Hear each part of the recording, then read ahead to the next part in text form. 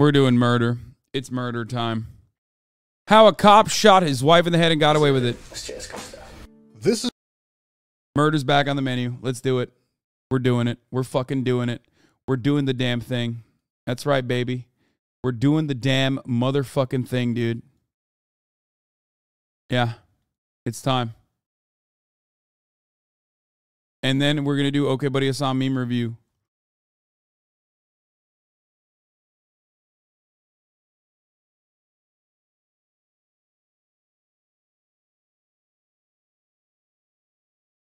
Shit.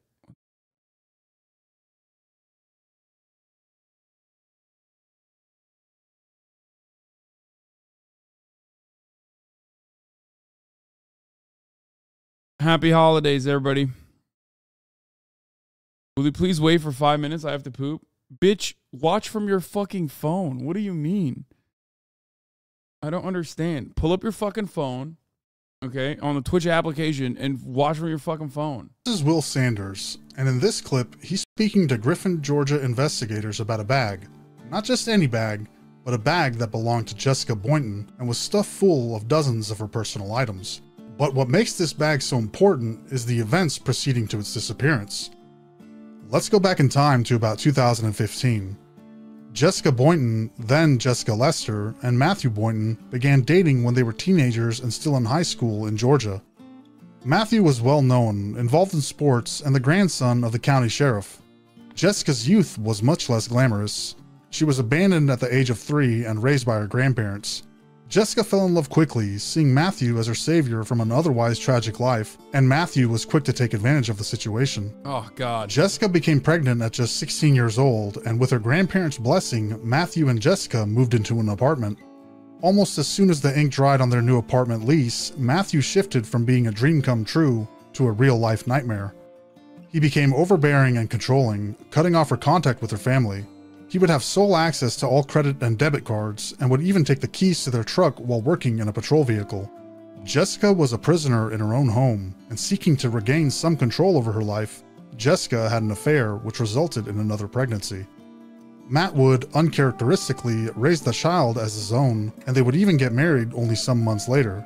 Much more characteristically, Matthew began his own affair less than 6 months after getting married, which Matthew made no attempt at hiding. The relationship would disintegrate quickly, and Jessica would ask Matthew for a divorce. Sometime later, the couple got into an argument at a nearby Walmart and returned home. About 30 minutes later, gunshots were heard. A neighbor went to the window where she saw Matthew quickly get in his truck and leave the house. Matthew met with another officer at a local Waffle House, and during that time he received a message from Jessica where she seemingly told Matthew her intent to end her own life. Matthew sent a text to his mistress and then called for emergency services while rushing home. Jessica was found in a closet with multiple gunshot wounds to her head. The event was first labeled as suicide, but defying all odds, Jessica miraculously survived. Yep. Rule number 1. What did we learn from the Tory Lanez case? Okay. You shoot someone, you best hope that you fucking finish the job. Because guess what? When you shoot someone and they survive, you're fucked. Also, as a cop, he should have definitely known that, because that's why they fucking unload their entire ammo into the unsuspecting and oftentimes unarmed victims of police brutality. But it's always the same shit. Yep, dead men tell no tales. That's how it works. You got a mag dump. It was a short investigation filled to the brim with inconsistencies and obvious cover-ups, which would ultimately result in Matthew walking away from the incident scot-free, and with Jessica losing custody of her children. The case seemed to be closed, and life moved on, except that Matthew would get involved with another woman sometime later who discovered a bag of Jessica's belongings. The exact same belongings that Matthew said he was no longer in possession of in a sworn statement. Griffin investigators needed to speak to Matthew again. The house of cards that had been built over the years were coming down now. This is the interrogation of Matthew Boynton.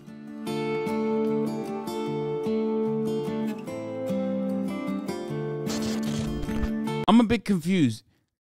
Did he shoot his wife in the head, made it look like a suicide, and successfully got away until later when they found her clothing? What fucking court system was like, oh, well, you know, you lost the custody of your children now because you almost died.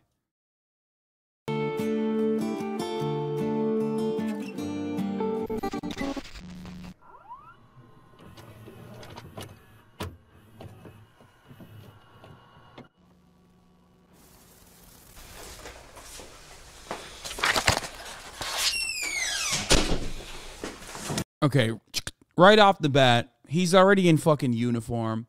You already know things are not going to go well, okay? And by that, I mean things are not going to go well for the slant of justice. Because when you're a thumb and you're having a conversation with other thumbs, you know that, you know, they are going to be a little bit favorable towards him, especially as it pertains to domestic violence, which is kind of a thing that cops like doing. If you don't believe me, just Google 40% cops, okay? Also, his granddad was the sheriff. So, you know, things are not going to... There is no slant towards justice in this story, it seems. All right, Matthew, I'm just going to start off by letting you know that I am not conducting an internal investigation on you, okay? So Garrity is not implied. Okay, I want you to understand that. What? Okay. All right, Garrity does not apply to this incident, okay? Can you fully explain what that... I understand part of it, just... She's gonna read you Miranda. Okay. So I just want to let you know that I'm not conducting. I know I do IAs, but this is not an IA. This is in reference to a criminal investigation. Okay. Okay.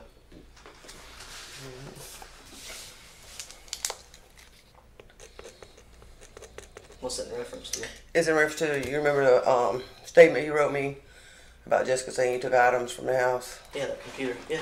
That's what it's going to be in reference to. Okay. Nepotism is the practice among those with power or influence of favoring relatives or friends, especially by giving them jobs. Nepotism runs deep within the Griffin Police Department. The detective starts out immediately by letting Boynton know that this is not related to any internal affair or IA investigation. As we will see, Griffin police are fast to protect their own, and sometimes even at the cost of a thorough investigation. Remember, Boynton is the grandson of the sheriff. The ethics of this interrogation should be immediately called into question, but simultaneously should be of no... Did you say all these people look 25 at most? You think this person is 25 years old? Like, you saw that person and you were like, that's definitely a 25-year-old for sure. What the fuck? surprise to any outsider. If you want to talk to us, just sign right there.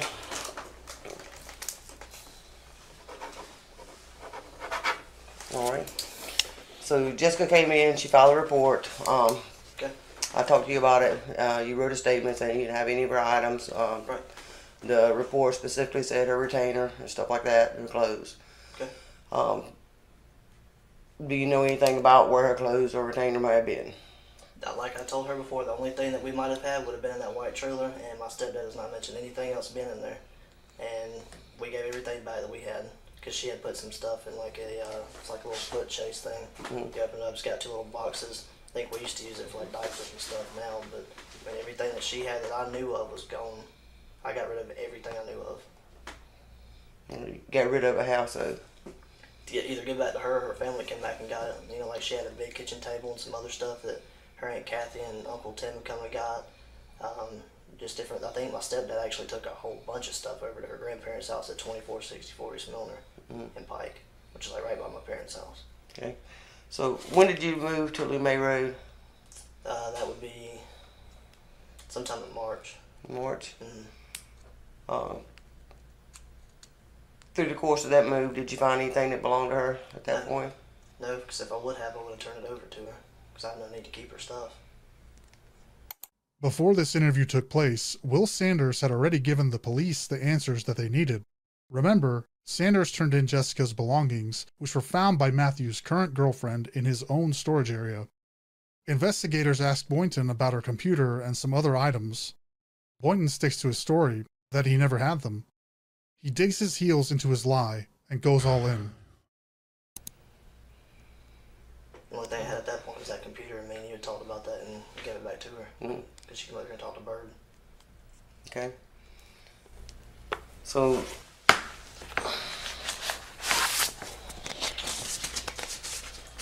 Detective is You Max recognize that bag? from Always Sunny in Philly. Yes, the Jesus bag that Christ. Jessica let me use to put all my gym stuff in when we used to be together. Okay. So when's the last time you saw that bag? It's been a long time. Like I said, when I used to work out at, there's 2 gyms in Thomaston. I don't remember the name of it. I used that one, and I had a gray Nike bag I used to work out in. So I interchanged my stuff like protein drink. Bro, she coughed immediately after the Max Mom reference. That's crazy. Powder shakes like pre-workout, workout shorts, pants. What the cop is engaging here is a common technique that liars do all the time called over-explaining. In order to run out the clock, this imaginary clock that somehow will, allow him to get away scot-free, is oftentimes run with unnecessary details that he can remember. Shoes, whatever. I'd put it in that bag or my Nike bag. Matthew confirms that, yes, the bag is familiar to him. He references it as something that Jessica used and may have been used as a gym bag, but he hasn't known of its whereabouts in a long time. It could have been in a storage shed, he says, obviously still unaware that his lies that he's propped up over the years have been dismantled well before this interview began. Take note that Matthew's demeanor has not wavered since the beginning. He has remained with his arms in front of him, relaxed, with his fingers intertwined. Soon we will see a drastic shift in his posture as he realizes that he's been caught not just in a lie, but a lie that will completely change his life. So when's the last time you saw that bag? I mean, it's been a while. I don't know an exact date. I don't know. I think my stepdad, he had it in the white trailer, and that's been a while. And he brought it, but I haven't been through it or anything. He put it in my storage thing in my house, which is like when you pull in the driveway. Mm-hmm. It's a little storage thing on the right. You open the door and it's got all my stuff in there. I had to clean some of it out recently. That was tossed in there, but I mean, it's in there with a bunch of my stuff, like a brown tub I used to keep in my old patrol car with gym stuff in it and work stuff. Would that be the utility room or carport room at your new house? Yeah, that's where I keep I keep stuff in that, and I keep stuff in Bro, I'm sorry. Like, when is the last time this cop actually caught someone? Like, what happens when a suspect is running away from her? Like, I can't get over this. She's having a hard time literally having a normal one-on-one conversation. I can hear her breathe, dude.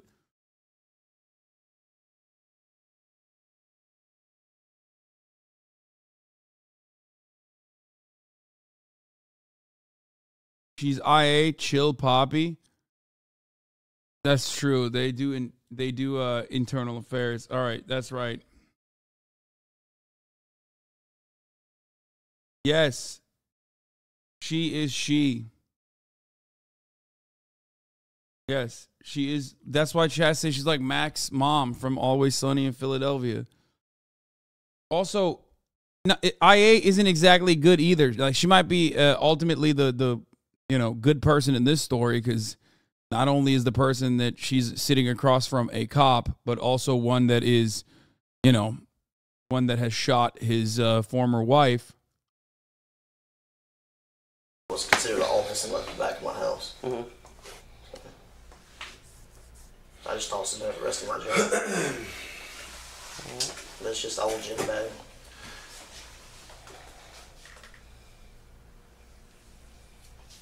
All right, Matthew.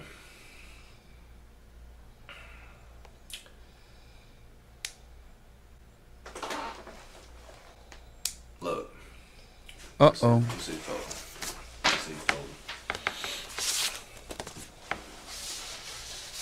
You say she's bi-sitting? Stop.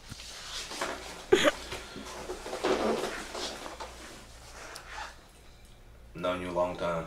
Yes, sir.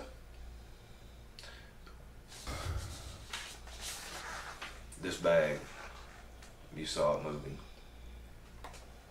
when you moved from your apartment to the main road. I didn't know. And your stepdad and Wendell saw it. And another female saw it. All right. Okay. At the house, in the apartment. Yes or no? When you moved from the apartment. When I moved, like I said, I had all my stuff in the white trailer. Matthew, that's not what I'm asking you. When y'all were in the process of moving, and you moved into the house that you're at now, your residence, did you or did you not see this bag? Yes, sir. It was in my storage room in the garage.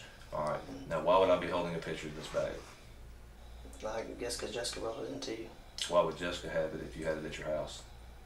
I don't know. I guess somebody got it from my garage and my shed. Who would have gotten it? There's a couple of people. Okay. I don't know All right. exactly who.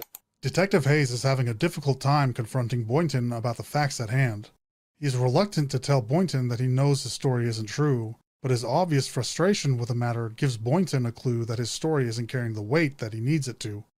Hayes gives Boynton another chance to tell the truth. If he's seen the bag in his new house, which Boynton confirms, yes, it was in the white trailer. They ask how it could have came back up, how someone could have gotten to it to either place it or take it, and Boynton resorts to an excuse that law enforcement is no stranger to. Someone else must have done it. Okay. And inside that bag, there were numerous contents inside of it. And one of those is this right here. You know what this is? I don't necessarily understand like how this is like a big criminal charge for what like it almost feels like, maybe I'm misunderstanding it, but like it almost feels like that bag could have just like he could have like accidentally kept it in his storage shed or something full of like his ex-wife's clothes or whatever, and then like didn't realize that he had it or something, you know what I mean? So I don't know how this like pertains to I'm letting him cook, but I just want to understand how this ties back to like him actually shooting her. It's like Jessica's old retainer thing that she had when we were together. Right. The bag was completely filled with female clothes. And this is one photo of it. That's not yours. No, not. All right? No, sir. Okay. That's not yours. No, sir. Right? Yes, sir. Okay. Who does that belong to? This guy's Jessica's name. Wants to be Jessica's retainer thing.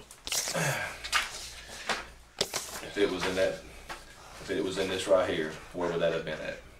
I had all of her stuff in it. What would it have been at? It would have been in my garage thing, like I said, Which is where? which is at my house. Which is at your house. Yes, sir. Did you buy that for Jessica? I don't recall. I don't think I did. Because she I had think her grandparents did. because she had retainers before she met you, right? Before y'all got married, right? I believe so. So that would make it whose property? Hers. Not yours, right? Right. Yes, sir. They're like, hey, I know you might have like shot your wife in the head, but also, did you know property theft, including old retainers, is a crime? That's right.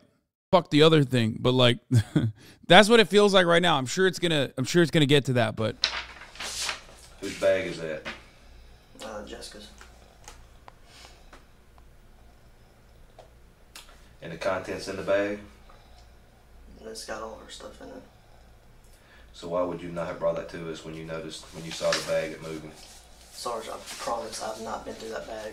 The last time I used that Matthew, bag was for the I gym. didn't ask you that, Matthew. Listen to me, buddy. I Whose bag is this? understand what you're saying. It's Jessica's, and I should have brought it up here. You know, Next all things, and I don't know anything about your other issue, but all the things involved in reference to this case, all the going around, the statement that you wrote, where's the statement at? The statement that you wrote. You said statement. I didn't read it. I don't know what the statement said. What did it say? It's just very brief. I gave Jessica her property like I gave her a computer and everything. Right. Yes, sir. Whose is this bag? It's Jessica's.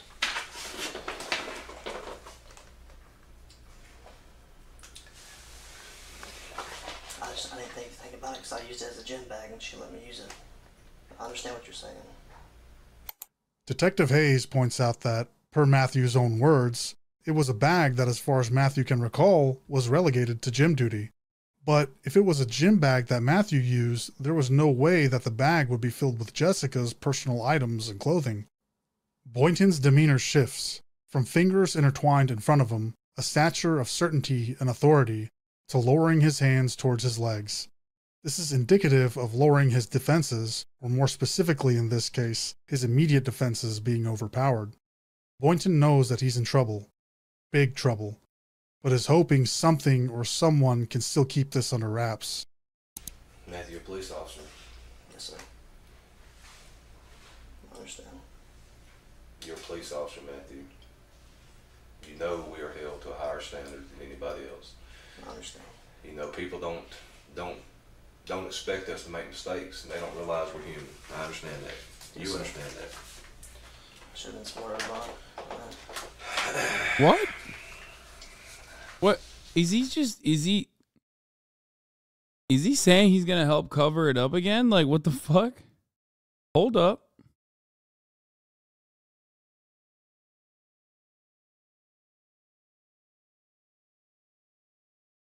I don't get it. Like, Gary's no longer in the room, you know? Don't worry about it. I got you.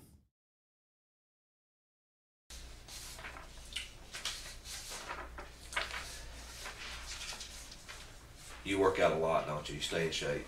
Try You're in to. good shape, right? Try to. You have 2 bags. Did you swap your stuff in between, right? Yeah, I don't have the other one anymore. This would have been your only gym bag. So how would you not know the contents of the bag? It just was your gym bag, man. Bro, I'm not crazy, right? Can someone explain to me? Bro, this is like an insanely stupid line of questioning. Like, I not only do I not understand how the like gym bag is like related to this, and I'm sure there's going to be a big reveal in the end, but I also don't understand why he's going so hard on the gym bag thing, where by being like, well, you know, if this was your gym bag, you would know what's in it, right? Like, it's like, what the fuck? I have no excuse. Like you said, I should have thought about it and brought it up here. That's like having 2 cars. Yes, sir. If you use 2 cars and you get in the other one and it's out of gas, do you not know it's out of gas? You're right. Because you use 2 cars, right? Yes, sir. If you were using this, being slap full, when I say it was slap full, I mean it was, I want to say, just a guess, of probably 30 or 40 articles of clothing in it. You would have known. I mean, it almost looked like when whoever packed this bag had packed this bag to move. Yes, sir.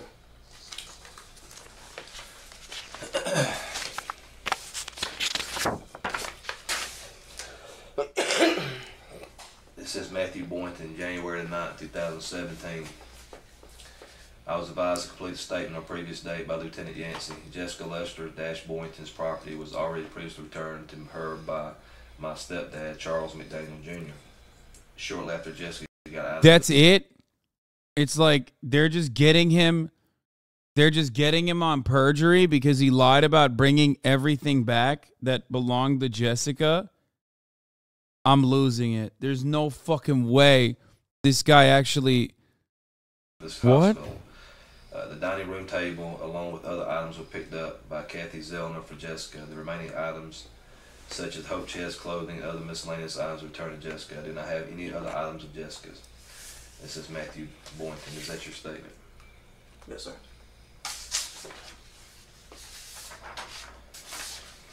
What's that, Matthew?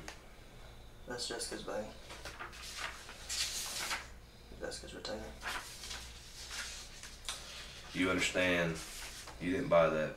I understand. That does not make it community property. I understand. That makes it her property Yes, sir. that you're in possession of. Yes, sir. I understand.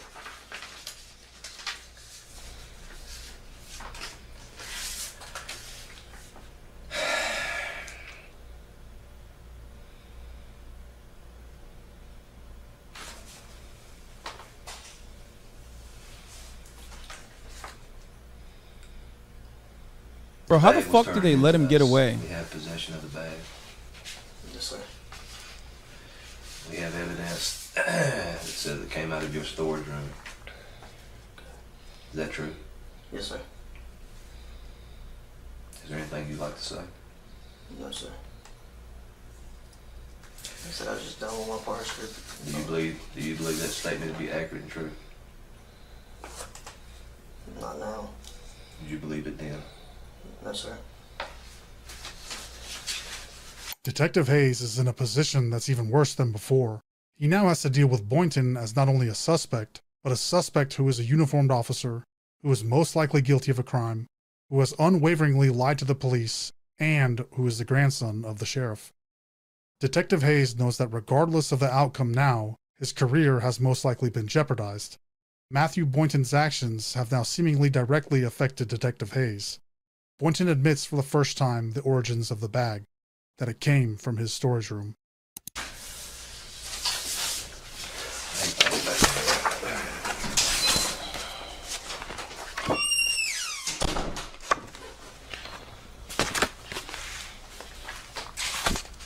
You need water or something, Matthew? You sure? Yes, sir. I got some right here. Thank you. All right. I'll be right back.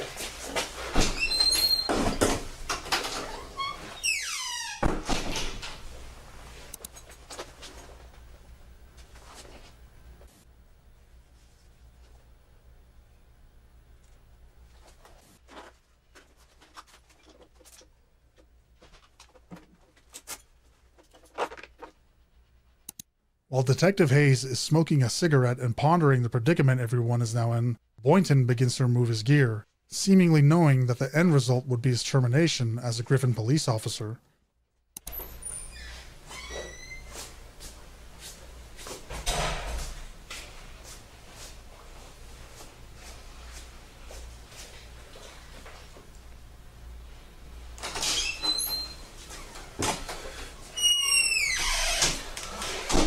Sorry, man. I had to smoke a cigarette. You're good. I'm walking around outside. Why would you say you didn't have the damn bag when you had it? You know you can't give a sworn statement and lie on it. I know, Sarge. Why would you do that, Matthew? It was a bag, man. It wasn't. It's not like it was. Talk to me, man. I mean, help me understand. This is some hard-hitting police work. I feel safer. Yeah, I mean, look, there ain't no dirty bag stealers out there running in the streets, okay? Just like there ain't no top-of-the-hour ad watchers out here, okay? Because at the top of the hour is a 3-minute ad break. Now, if you no longer want to see them ads, all you need to do is subscribe for $5 or for free, okay? Chances are you've already subscribed for $5 or for free, or maybe you got gifted a sub. And therefore, now you are avoiding the top of the hour. But if you're not, you know, those are the methods to do so. All right. Here's the 3-minute ad break at the top of the hour now.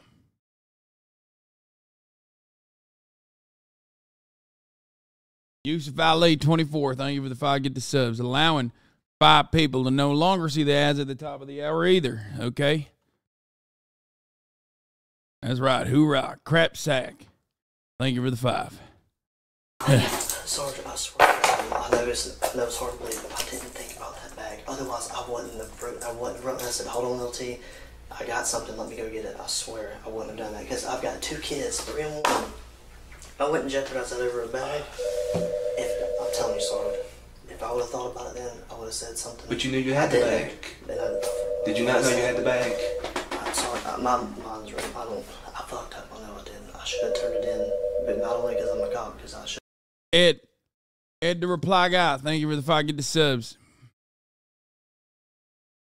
I should have returned it not only because I'm a cop, but because it was Jessica. It was Jessica. Even if she let me use it. It was the right thing to do, man. I'm clear. Yes, sir. Hayes returns confused and angry, with a whirlwind of thoughts and emotions. He demands to know why Boynton would lie about something so trivial like a bag. Why would Boynton make sworn statements about something so inconsequential in the grand scheme of things? Matthew tries to claim that it's all a misunderstanding. Of course it must be a misunderstanding, because why would he lie? He has children and another on the way. It would make no sense to lie. Later interviews with Boynton's girlfriend would reveal that she had pointed out the bag several times, and that Boynton thought the entire situation was nothing more than a joke, even going so far as to make light about the shooting.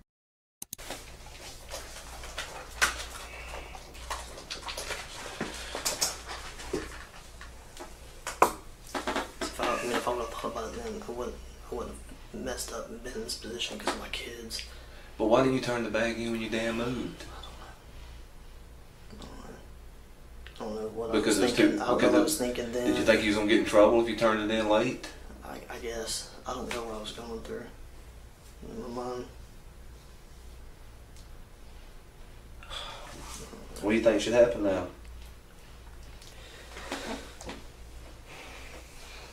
I know that's probably gonna happen. No, that's not what I asked you. So what do you think should happen?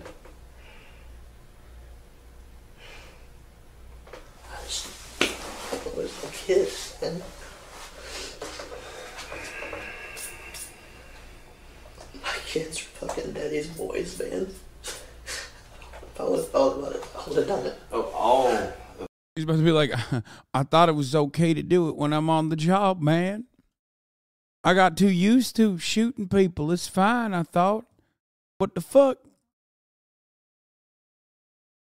all the stuff that you see about you, you know, if you were in possession of something that belonged to her, you know you could have brought it to me. You know I'm going to do it. I literally don't understand why he's like so afraid, because at this stage it just feels like he lied about returning all of his possessions when he didn't. Okay, who cares? Like, I legitimately don't understand it. Maybe you guys are seeing something that I'm not seeing, but I don't know why the fuck this cop feels so scared. The right thing, you know I have to do the right thing. I would have took care of it. I would have gotten the bag back to her. But when you knew you had the bag and you didn't do anything about it, man, you put me in a situation where I don't have any other choice. I'm clear. I'm clear. In between sobs, Boynton removes the rest of his gear, placing it on the table. He says that he's been afraid every day of coming into work and having something come to light. He whimpers, saying that this is going to have an effect on his children. Hayes says something which is reminiscent of the nepotism that we've discussed, that if he would have came to him with the bag and the information, he could have made it all go away, or at least framed it in a way to where it would go away. If Boynton would have taken some responsibility and tried to close that chapter, maybe, just maybe, Hayes could have helped him with a way out. But he didn't, and now Hayes and the rest of the department has been forced into a corner. There's no excuse for it. Here. I know it's got that on there. I know. It's so hard, like, I love working here. I know you do. I asked you, I was so scared to come to work every day.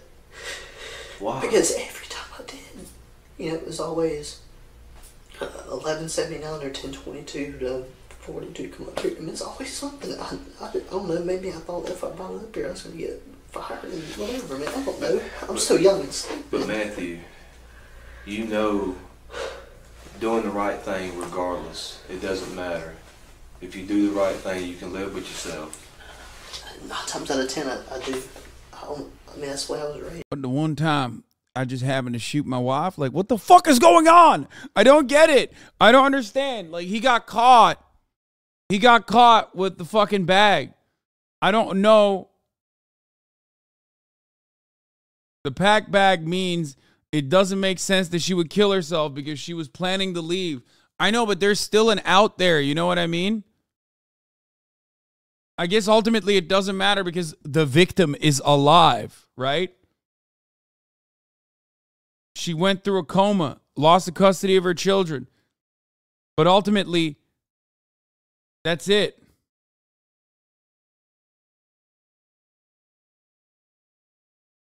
That's what happened.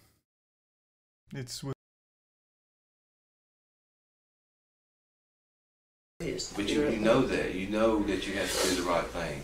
And when you found, even if you found the bag, you should have said, hey LT, hey SAR, hey whoever, I got something, man. Stop for a minute and talk to me. don't know what I was thinking then. I don't know if it's because I was scared. I mean, I told you, I come to work every day scared now. There's no excuse. I'm not trying to make one for myself. Hey, LT, Yeah, I know I shot my wife in the head. Anymore. It's just like, the only thing I can think about now is my kids, man. 'Cause my kids, daddy's boys. You know, the baby especially.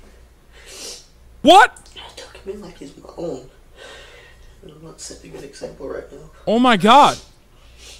Wait, what? I always try to show my kids what's right. But you know, when you swear an oath, we swear that we're Is he gonna saying uphold the that- law Yes, sir. regardless. And you know you can't lie. You can't lie in an investigation. You know that.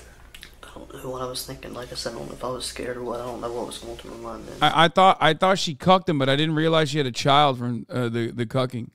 Does that make it right? No, it doesn't. I know that. And I know this is everything I've ever worked for, like out the door.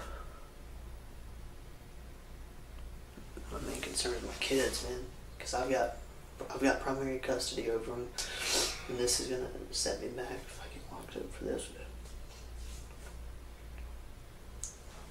So I'm gonna go down and see them every other weekend.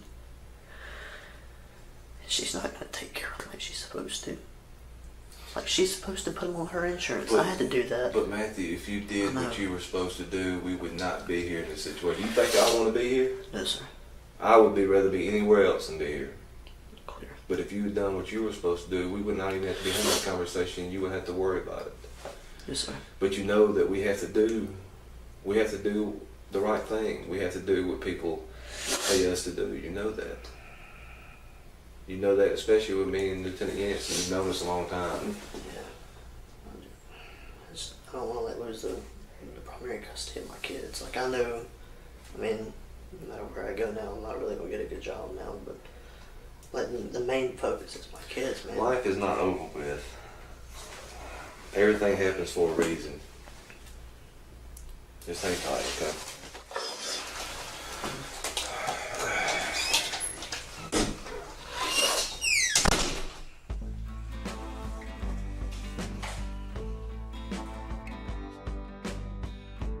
Even in Matthew's final moments as a Griffin police officer, he's given freedoms that no other suspect would. Handling his gear, checking his phone. Even though Boynton has accepted that his career with the department is effectively over, the preferential treatment he received and still receives is glaring. Matthew Boynton would walk free on the attempted murder of Jessica Boynton due to the mishandling of the case by the Griffin Police Department, and the seemingly trivial win over getting her belongings back and Matthew destroying his career would be all that Jessica would get. After Jessica's recovery, she lost custody of her children. Any evidence supporting the idea that she was a victim. I'm sorry, what the fuck happened? So after all that, he did wait.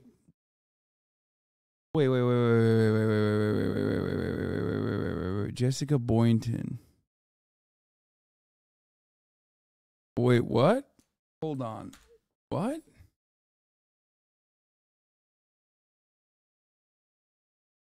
There's a New Yorker article on this.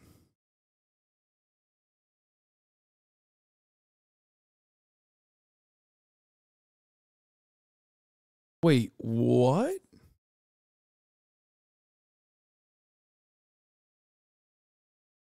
Bro, okay. I'm gonna say it. I'm gonna fucking say it, dude. All right? This is why motherfuckers literally thought Tory Lanez was gonna get away with it.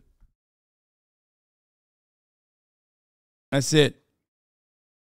Matthew Boynton went to have dinner with a colleague at a Waffle House. He received a text from his wife, Jessica, said, I can't do this anymore. Take care of the children. Please tell them I love them every day. I've been suffering for a while now and no one has noticed. I have not been able to recognize the person I see in the mirror. This is not the first time I had suicidal thoughts. I love you and the boys. Matthew called EMS and asked them to go to the house because he was afraid of what Jessica may have done to herself or their children. When Matthew got back to the apartment, he said he heard 2 gunshots as he approached. He quickly ran to the bedroom where his son typically slept, and when he didn't see him there, he ran back outside, saying he wasn't sure if it was an active shooter scenario. When the police showed up, the older son was asleep in his bedroom and the baby was in his crib. The officers found Jessica in her bedroom closet. She'd suffered a gunshot wound to the head with Matthew's service weapon. 2 shots. When the police called Jessica's grandparents, who raised her, to inform them that Jessica had committed suicide, they couldn't believe it. It didn't make sense. They said whenever they go to the gun range, Jessica would sit out, saying she never wanted to do anything with guns. Jessica's sister showed up and asked Matthew if he'd killed her. He insisted he had not, that Jessica shot herself. There's just one problem. Megan Browning and her husband, their neighbors, said they heard shots at 11 p.m., not 1 a.m., when Matthew reported the crime. Another couple who lived nearby also told the police they heard shots around 11 p.m. Megan Browning, who was actually friends with Jessica, wanted to tell the police more about what she knew, but they interviewed for 8 minutes, left, and never returned. That's interesting. Jessica had no gunpowder on her hands. Her gunshot wound was at the top of her skull. How would she be able to position the gun to shoot herself from that angle? And one indentation on the closet wall showed at least one bullet had been fired from an upward angle. When they went through Matthew's phone, it showed that after receiving Jessica's suicidal text, he'd actually responded to a text from his mistress, Courtney, before calling the police.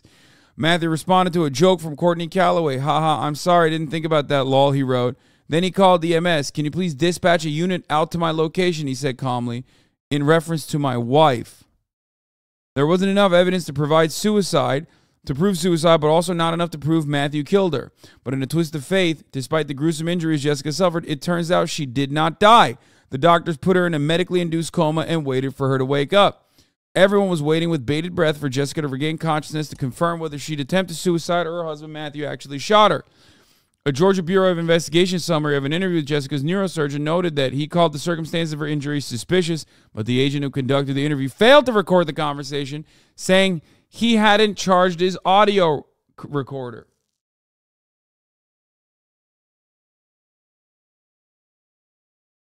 King, her neurosurgeon, said, "You'd think that it would have been simple enough to put bags on her hands and test them for gunshot residue. I was wondering why, but then it came to pass that her husband was a police officer and her granddaddy was the sheriff, so I understood." 3 weeks after being put in a coma, Jessica finally woke up.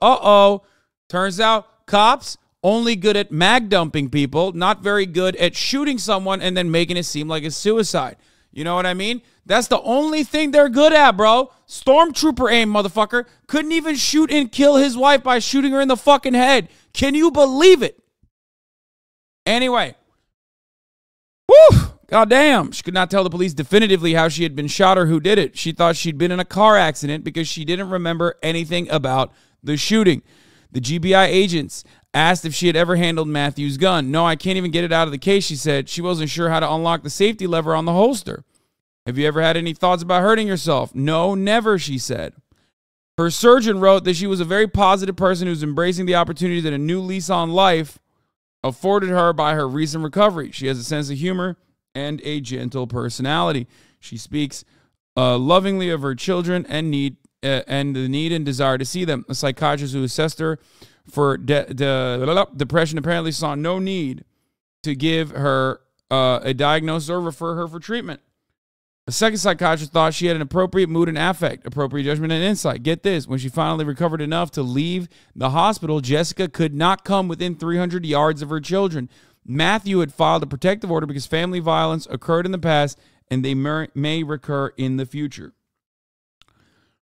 Dude, this is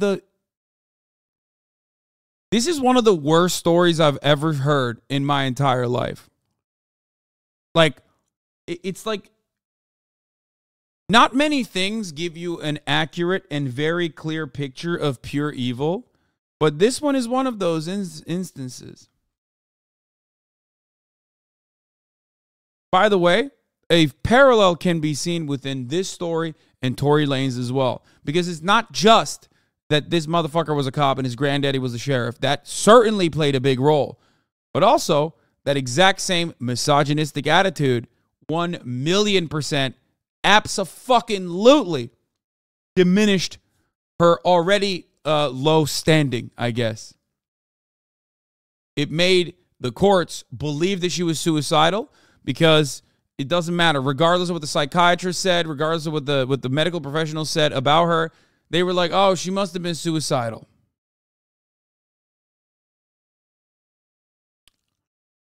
When the protective order expired, he petitioned to have it extended for another year. Holy fuck, I can't believe they doubled down on it, citing Jessica's grandparents not believing she shot herself. So he didn't think they were of sound mind to take care of the children. When Jessica's lawyers pointed out that the emergency room doctors disagree with the manner, Matthew responded by saying, I only care about the GBI report. Jessica's friend, Megan Browning, the one who heard the shots happening hours before Matthew claimed they did, wanted to testify at the hearing. She wanted to bear witness to the abuse she said Jessica had suffered, but she wanted to speak to the judge privately in chambers because she was afraid Matthew and the repercussions from his law enforcement buddies. The judge refused, so no witnesses testified in the hearing.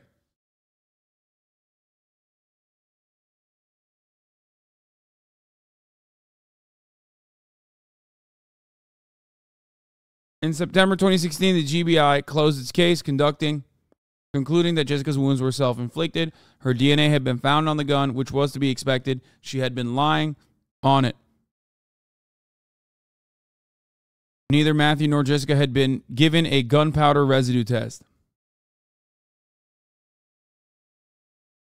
She was lying on the gun. That's why her DNA was on the gun. Do you understand? But they didn't do a GSR. They deferred to the medical examiner who spent 1 hour on the case and never examined Jessica. He concluded that Jessica had shot herself, though he indicated that his assessment would have been more definitive had there been a photo of Jessica's wound before she had surgery. But Jessica's Aunt Kathy had in fact taken a picture of Jessica's bruise on her skull in the hospital. She gave it to the agents. Somehow, the photo never ended up on the GBI report. Bro, 2 shots, man. That's it. What do you mean? They interviewed 8 police officers, some of whom were Matthew's good friends. One told the agents that Matthew was telling me how she kind of acts crazy sometimes when she don't get her way. The GBI did not interview any of Jessica's family or friends. They didn't even look at the victims. Matthew was never charged in connection with Jessica's shooting. He was only later charged with lying to police about returning Jessica's belongings when an ex-girlfriend came forward and said that she knew he still had a bag of her stuff. Matthew's case was presented to a grand jury in July 2018. Under Georgia law, police officers, unlike civilians, have a right to make a prepared statement at the end of a grand jury hearing.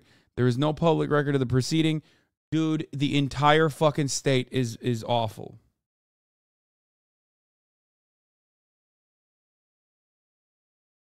But the grand jury chose not to indict Matthew either for making false statements or for violating his oath. 4 months later, he was hired as a reserve officer in Braswell, Georgia, a community of 400 people.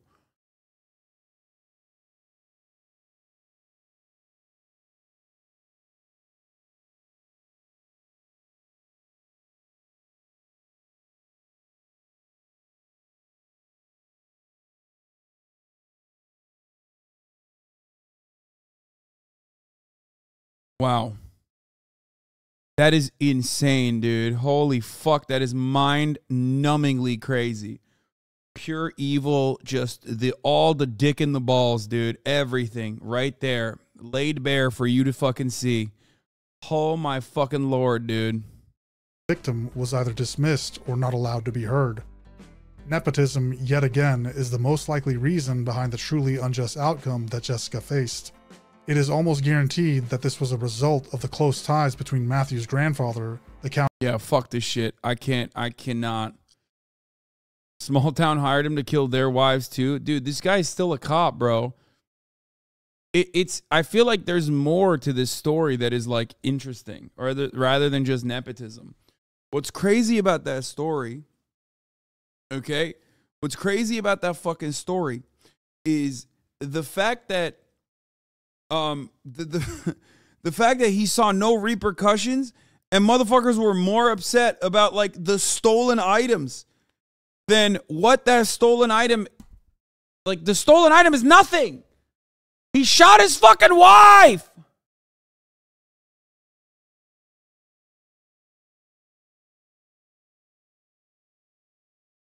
Bro, nice bathroom. You missed it. We watched his RDC video already. Stop spamming it.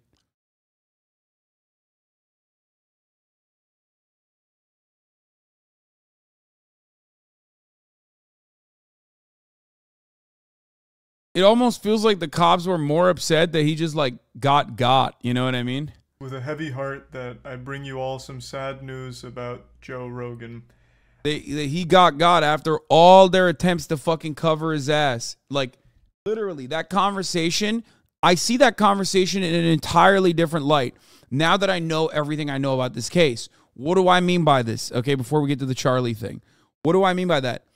That motherfucker literally was like, why did you not give us everything, you fucking idiot?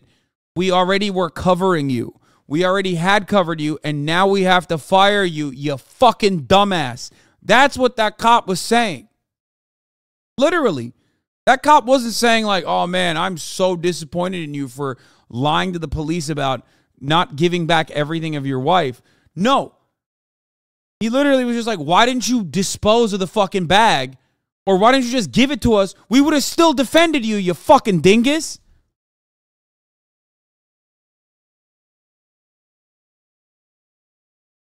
Verbatim. Fuck that other cop. I would investigate that other fucking cop. He literally said, you should have been smarter about, you know, covering your fucking footsteps. That's crazy. Oh, the mustache looks incredible. Good job. Thank you. Thank you for appreciating it. It's for you guys. It's all for you. But a bingus? That's funny. That triggered me. Holy shit.